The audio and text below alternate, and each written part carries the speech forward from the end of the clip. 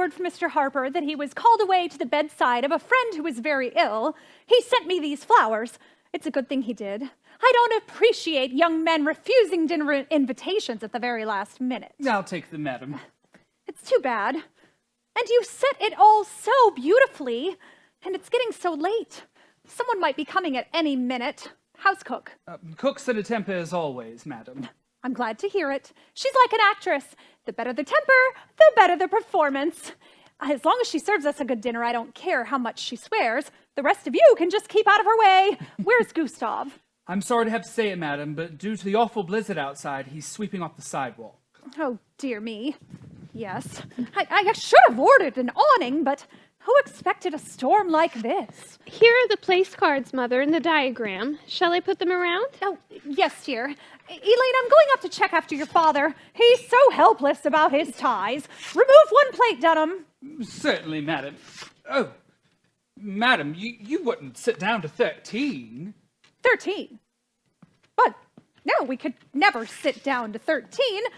Oh, this is all due to Mr. Harper's negligence. Sick friend, nothing. After all the effort I put to have a nice evening's entertainment, and oh, now he's not coming. But who can we find to invite at the last minute? Elaine, help me think. There's always Uncle George. Oh, he never opens his head. Mr. Morgan, madam, he always tells a joke or two. Oh, yes, Dunham, how clever of you. Central, Lakeview 5971, at once, please. Oh, Elaine, your hair is much too tight. Pull it out, pull it out. Come here. Oh, Mr. Morgan's well. This is Mrs. Pringle calling from across the street. When Mr. Morgan comes in, please have him call me right away. Oh, I want him to dine with us in about 10 minutes. You expect him? Have him call me right away. Now, if he shouldn't get it, then what'll I do? Well, Mother, I don't have to be at the table. It's your party anyway. Everybody's married and older than I am. Didn't I put you next to Oliver Farnsworth? Millions! He's worth millions! Well, he won't be giving me any. Can't he marry you? Can't you try to make a good match for yourself? I fling every eligible man I can at your head. Can't you finish the rest yourself? It's no use, Mother. You're trying to marry me off to anyone as important as he is. He frightens me to death. I lose my tongue. I'm as afraid of him as I'd be afraid of the Prince of Wales. The Prince of Wales?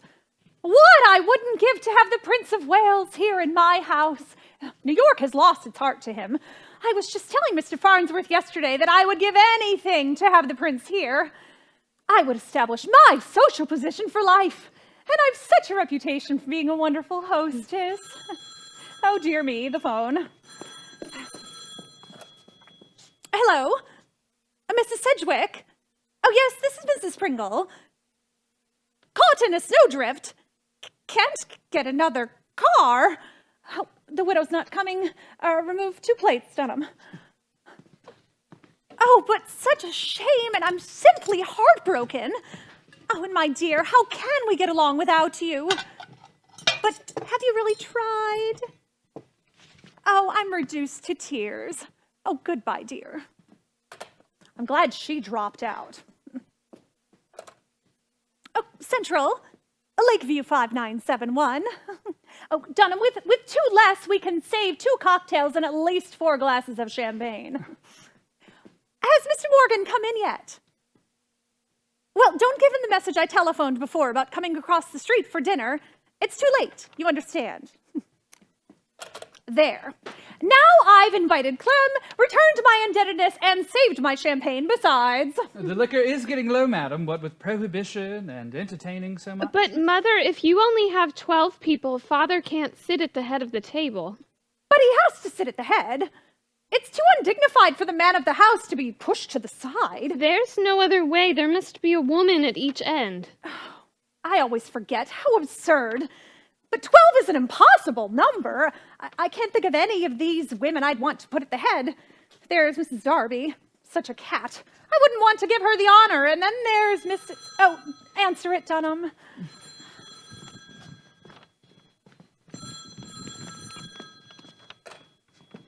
Hello, Mrs. Pringle's residence. A message? Yes, sir. What, sir? Mr. Darby, the doctor says your baby has chicken pox. Chicken pox? Elaine! Mother. Thank you, sir.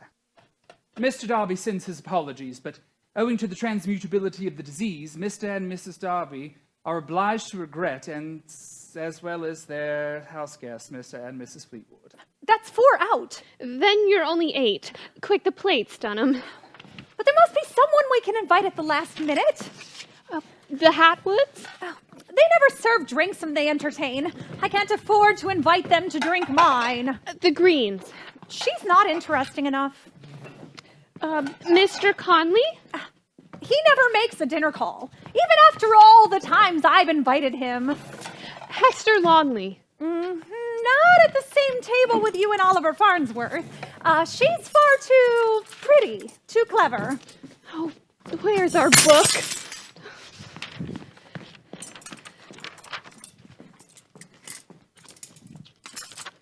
The Tuppers. The Tuppers. Good heavens, Elaine, 6 in the family. That would get you back to 14. Then Father could sit at the head of the table. Well, try them. I'll rush and tell your father to hold up the drawing room.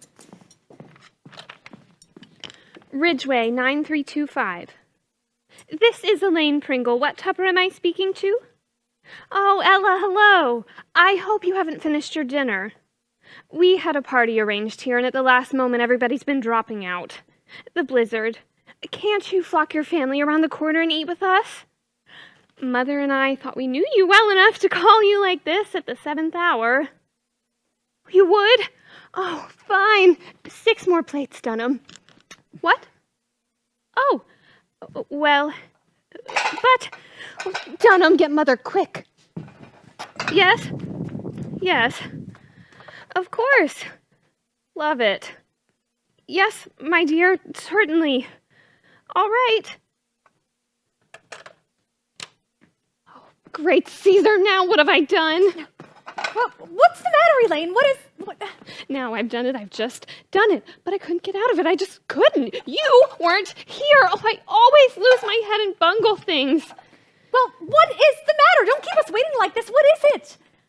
I invited Ella and the family, and she accepted. And then she said they had 2 house guests, and would it be all right? And of course I said it would, and now we're 16. 16? But madam, the table's not that long. Elaine, this is just like you. No tact, no worldly wisdom. Now, if I had been at the phone, I would have politely told her that my table is... You weren't at the phone. You ought to attend to such messages yourself. You know I always lose my head. But the dishes, madam, and we only have 14 squabs. I won't eat any. Well, I will not be disgraced. We'll just have to make the best of it and insert another board. I really wouldn't have to be at the table. You will sit at the table right next to Oliver Farnsworth. I don't wish to hear another word about it. But can't we squeeze them in without all the work of adding another board? If I move the plates and chairs closer... Have you forgotten that Mr. Tupper weighs something like 250 pounds and Mrs. Conley has no waistline? It can't be done. Cook is in a rage, madam. She says she's only prepared for 14. Well, I can't help it. She'll have to prepare for 16.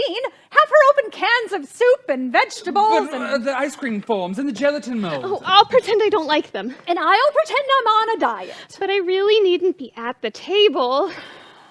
Be still. Don't answer it. It's driving me mad.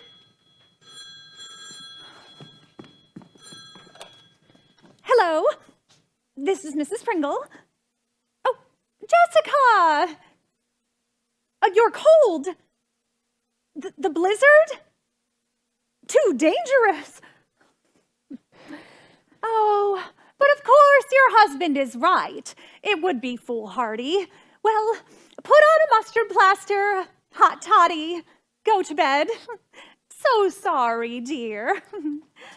Well, that's wonderful. We are back to just 14. But the place cards are all wrong. Only 6 are coming who were invited originally. You'll have to make another diagram. How do you want them seated? Oh, give it to me. Here are some fresh cards. But what a mess. I spent hours on this diagram. So much depends upon having guests seated harmoniously. Oh, there's the front door, Dunham. I told Annie to answer it for you, but peek in the drawing room and tell me who it is.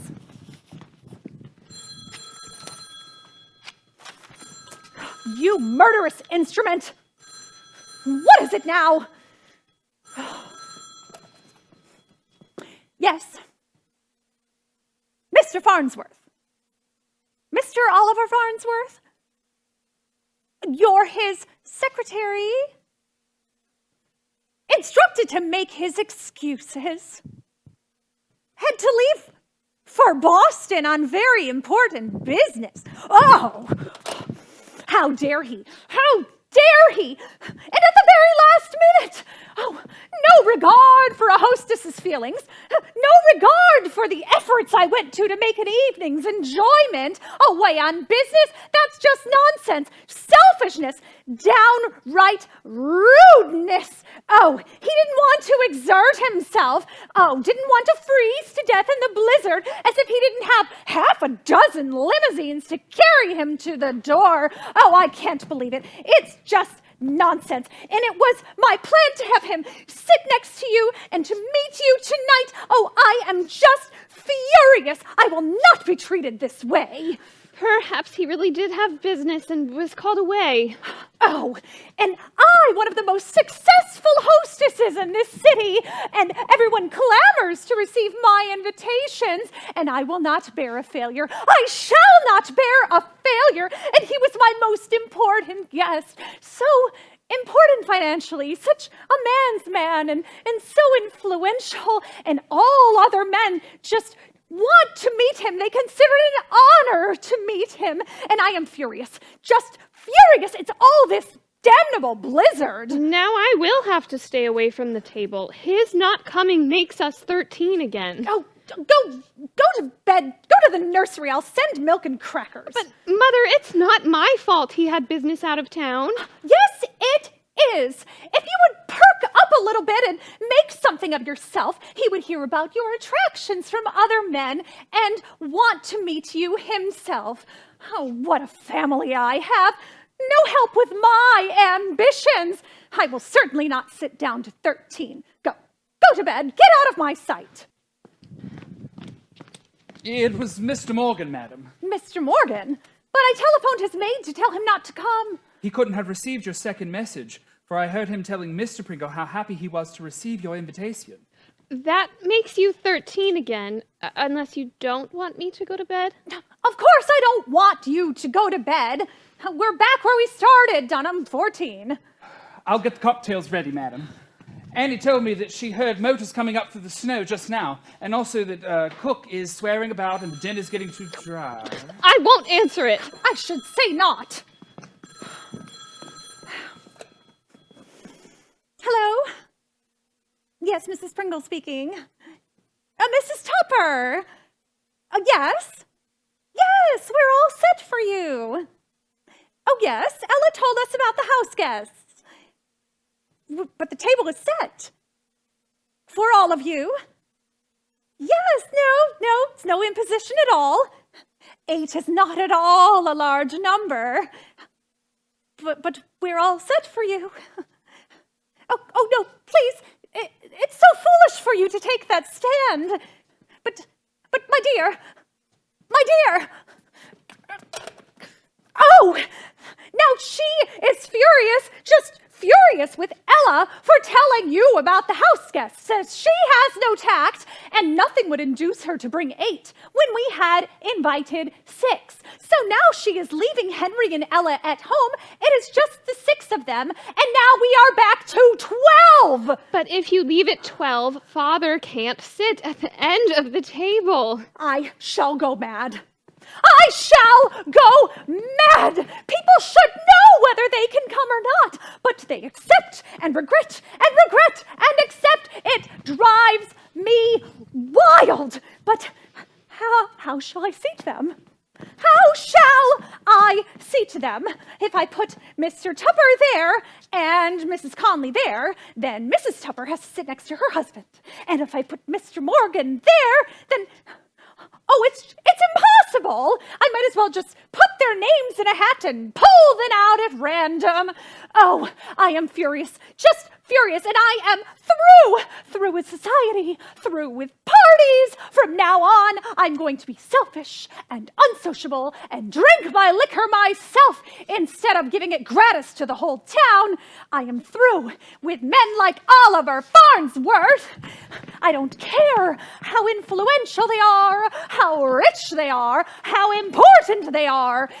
Gone away on business at the last minute? Nonsense. Didn't want to meet a sweet, pretty girl like you. Didn't want to marry you. Well, I won't let him marry you. No, I will not. He shall not marry you. And if you try to elope or something like that, I will cut it off. Yes, I will. Oliver Farnsworth will get no recognition from me. He is beneath my notice. I hate Oliver Farnsworth. A note from Mr. Farnsworth, madam. A note from Mr. Farnsworth. Yes, there are two strange gentlemen in the lower hall. They presented this letter. He said he was the secretary. All the other guests have arrived, and they're upstairs in the drawing room. I counted 12 in all, including you, Mr. Pringle, and Miss Elaine. But there's still the matter of the two downstairs, madam. One gentleman I recognize, but I'm not quite sure from where. Recognize? Not sure from where? Oh my goodness! Elaine, it's the Prince of Wales! The secretary said that the phone must have gotten cut off or Central disconnected you. But he said that he knew that Mr. Farnsworth knew about the blizzard and that it was going to prevent His Highness from making an engagement way uptown. The Prince of Wales, sitting in my lower hall, waiting for me to ask him to dinner. Then you'll be 13 again. There's the secretary, miss. He is his bodyguard. Well, certainly the secretary, Elaine. Oh, now we are back to 14. Oh, serve the cocktails, Dunham. The guests may sit anywhere they wish. I shall bring the prince in with me. But, Mother, wasn't it nice of Oliver Farnsworth to send a prince in his place? Didn't I always say Oliver Farnsworth was the most considerate of men? I think I shall like Mr. Farnsworth. Silly child. It's too late to like Mr. Farnsworth. Now it's time to like the prince. Somehow, I always manage to be the most successful of hostesses. Thank God for the blizzard.